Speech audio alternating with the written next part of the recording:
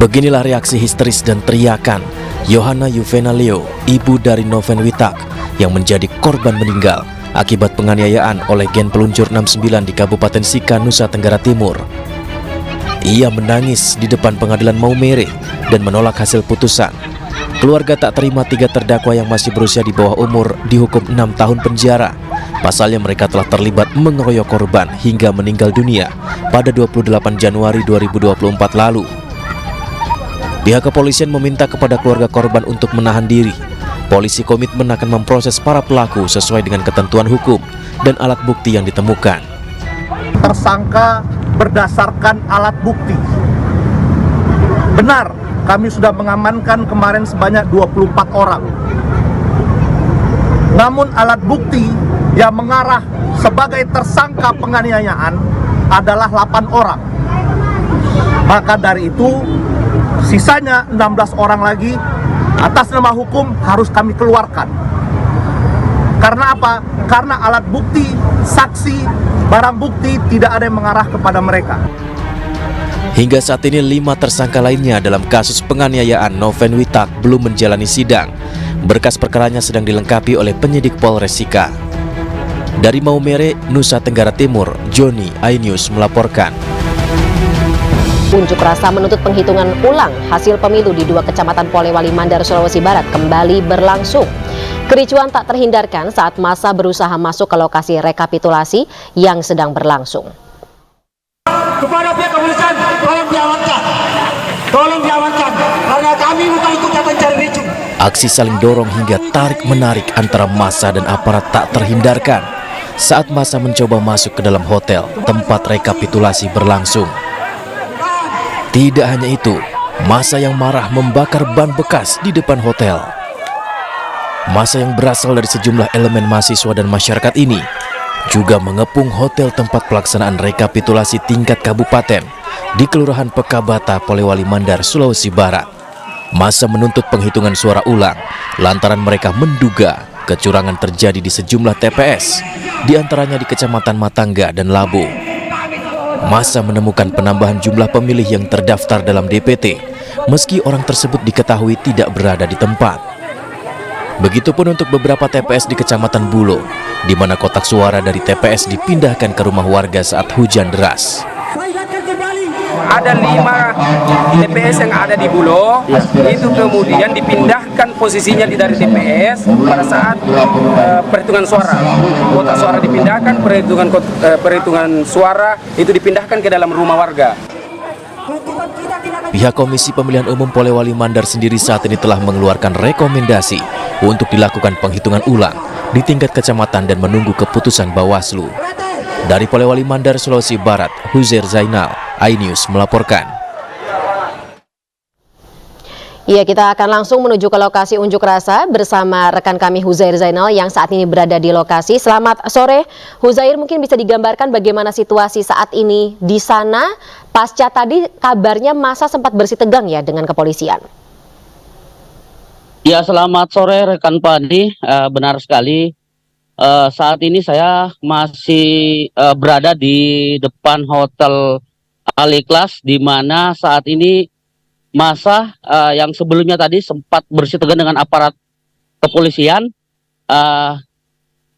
Saat ini massa sebagian itu sudah membubarkan diri, namun untuk sejumlah mahasiswa ini masih bertahan, rekan Pani. Dan kami dapat laporkan di mana di depan saya saat ini terlihat pagar kawat berduri yang tadi terpasang di depan hotel. Ini kondisinya saat ini seperti ini, rekan Pani. Memang kekuatan massa tadi saat berunjuk rasa itu mencapai kurang lebih 500 massa. Ya, rekan Pani. Massa sempat bersitegang dengan kepolisian. Iya. Ya, betul sekali rekan Pani. Tadi massa yang berunjuk rasa siang tadi itu kan ingin masuk ke dalam hotel Al-Ikhlas di mana dilaksanakannya rekapitulasi kabupaten untuk bertemu pihak Bawaslu dan KPU. Namun sempat dihalangi aparat kepolisian sehingga terjadi gesekan, itu memaksa masuk, gitu rekan Pani. Sempat beradu pendapat dengan kepolisian. Oke, Huzair mungkin bisa dijelaskan 500 orang yang tergabung dalam kumpulan massa ini berasal dari mana saja? Ya, jadi masa yang turun aksi hari ini itu diantaranya adalah Himpunan Mahasiswa Indonesia, itu AMI. Nah, terus ada juga PMII. Nah, terus sejumlah elemen masyarakat. Oke. HMI, PMI, dan juga sebagian perwakilan dari masyarakat. Baik, Huzair, terima kasih atas informasinya sementara ini. Jaga keamanan selalu dan selamat kembali bertugas. Selamat sore. Kita ke informasi berikutnya pemirsa, di mana kericuhan juga terjadi dalam rapat pleno rekapitulasi suara Pileg dan Pilpres Pemilu 2024 di Kabupaten Flores Timur. Kericuhan diduga terjadi akibat perbedaan suara pada rekapitulasi awal dan juga form C hasil.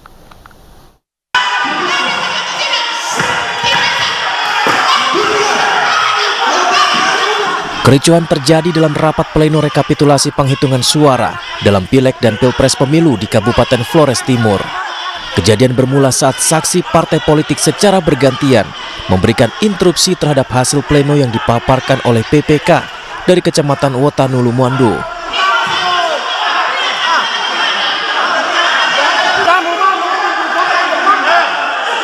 Selisih perolehan suara yang dipertanyakan oleh saksi parpol saat itu, yakni angka perolehan suara pada rekapan awal, berbeda setelah rekapan itu dikonversikan dalam bentuk angka dan huruf di dalam C hasil.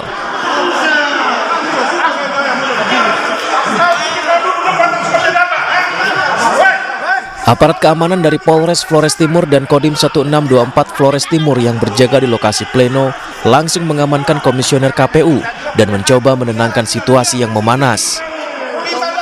Akibat kericuan ini, pimpinan sidang Ketua KPU Flores Timur Antonius Jentera Betan menunda rapat pleno rekapitulasi suara tingkat kabupaten dari Kecamatan Wotanulu Mado dan dilanjutkan di hari berikutnya. Dari Flores Timur, Joni Nura, iNews melaporkan. Kecurangan pemilu kembali terungkap pemirsa di Polewali Mandar, Sulawesi Barat. Penghitungan dilakukan tanpa memperlihatkan surat suara. Dan tidak hanya itu, kertas C1 juga ditemukan telah dibuka di rumah warga.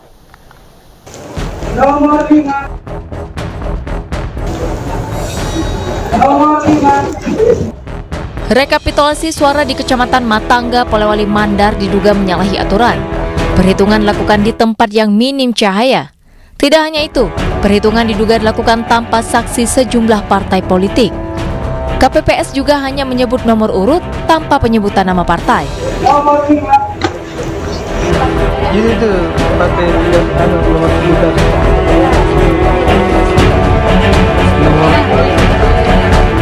Tidak hanya itu, beredar di media sosial sejumlah ibu-ibu membuka kertas pleno C1 yang seharusnya berada di dalam kotak suara.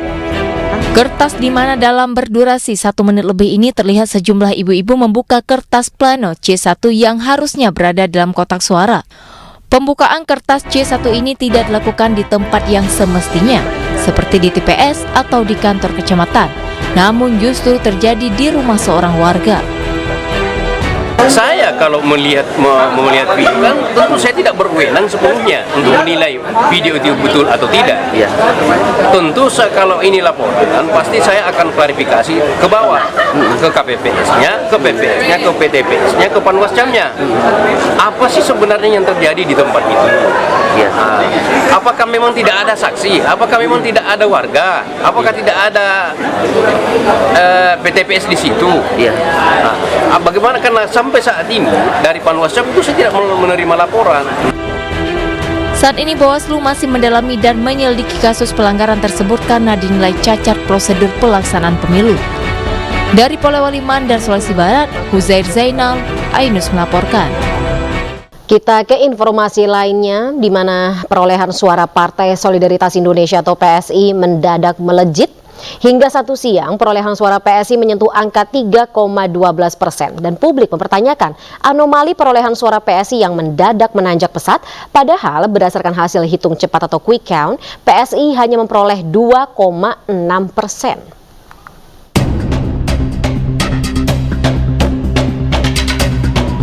Perolehan suara Partai Solidaritas Indonesia mendadak melejit. Hingga Sabtu siang perolehan suara PSI menyentuh angka 3,12%. Hal ini sontak menimbulkan kecurigaan. Bagaimana tidak? Dalam hasil hitung cepat, partai berlogo mawar merah itu terancam tidak lolos ambang batas parlemen dengan hasil 2,6%. Namun dalam hitungan KPU, suara PSI yang semula 2,29 juta ada kenaikan lebih dari 103.000 suara dalam kurun waktu 29 jam. Kini, perolehan suara PSI menyentuh 2,39 juta suara atau 3,12%. Pengamat politik dan juga Direktur Eksekutif Indikator Politik Burhanuddin Muhtadi turut mengkritisi anomali perolehan suara PSI yang melesat, melebihi hasil hitung cepat sejumlah lembaga survei. Melalui cuitan di akun X, Burhan berpesan kepada PSI untuk menerima lapang dada ketimbang berhasil lolos ke parlemen, namun menimbulkan delegitimasi terhadap hasil pemilu 2024. Anomali tidak hanya terjadi pada suara PSI, tetapi juga Partai Gelora.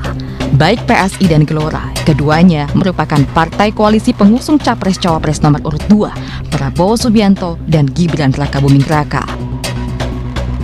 Sementara dalam berbagai kesempatan, PSI percaya diri partai yang dipimpin putra bungsu Presiden Jokowi Kaisang Pangarep akan lolos parlemen di pemilu 2024. Dari Jakarta, Tim Liputan iNews melaporkan. Sementara itu, putusan Mahkamah Konstitusi menghapus ambang batas parlemen atau parliamentary threshold 4% untuk diterapkan pada pemilu 2029 juga menuai ragam reaksi publik. Perludem sebagai penggugat menilai persentase ideal ambang batas parlemen adalah 1%. Sementara pakar hukum tata negara menilai putusan MK seharusnya bisa langsung berlaku di tahun 2024.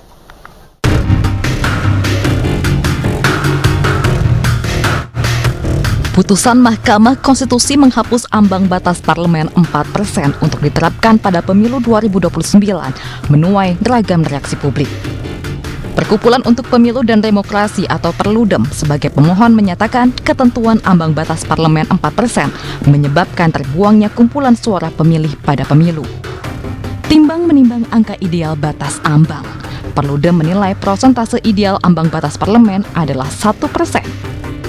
Jadi memang di permohonan kami itu kita menyediakan juga sebetulnya satu rumus ya, rumus dari Tagepera namanya, untuk kemudian menghitung bagaimana metode ambang batas efektif yang kemudian bisa diberlakukan gitu, yang kemudian muncullah angka 1% itu. Yang ini kemudian menghitung misalnya ada rata-rata besaran district magnitude atau jumlah kursi dalam satu dapil, kemudian jumlah total kursi di parlemen dan juga jumlah dapil gitu.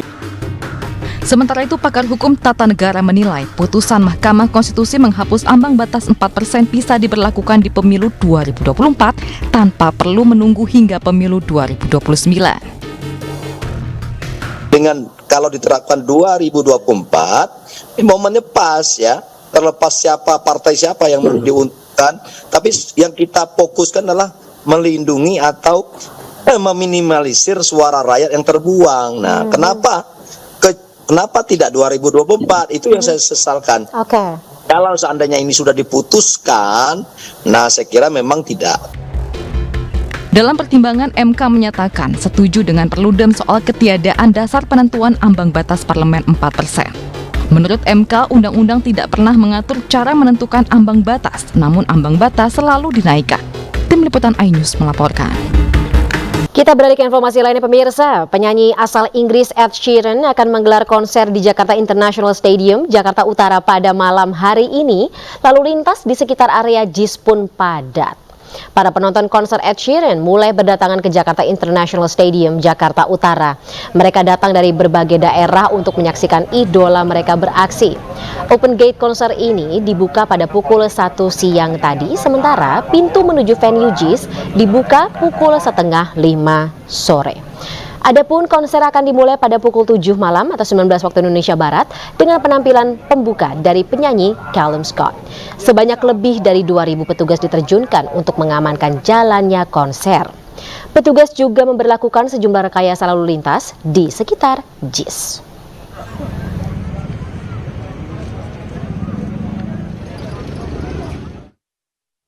Dan kita akan sama-sama mengetahui bagaimana suasana jelang konser atau suasana terkini jelang konser Ed Sheeran. Sudah ada rekan Faisal Rinaldi yang saat ini berada di Stadion Jakarta International Stadium. Selamat sore Faisal, seramai apa para fans Ed Sheeran ini yang akan menonton konsernya malam hari ini? Ya baik, selamat sore Fani dan juga pemirsa. Memang ramai sekali para penonton yang akan menyaksikan Ed Sheeran konser di Jakarta International Stadium pada malam nanti. Dan di belakang saya saat ini merupakan antrian masuk dari gate yang memang sudah dibuka pada pukul atau sejak pukul 1 siang tadi begitu Fani. Dan Fani dan juga pemirsa, memang untuk gate ini sendiri memang sudah mulai dibuka sekiranya pada pukul 1 siang tadi begitu.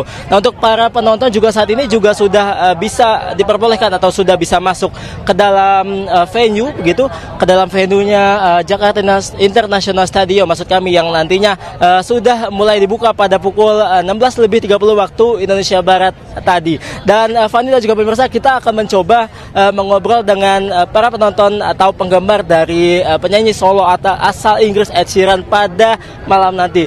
Halo, selamat sore Kak. Sore. Kak, kita kenalan dulu yuk Kak, namanya siapa nih Kak? Aku Anne, aku official.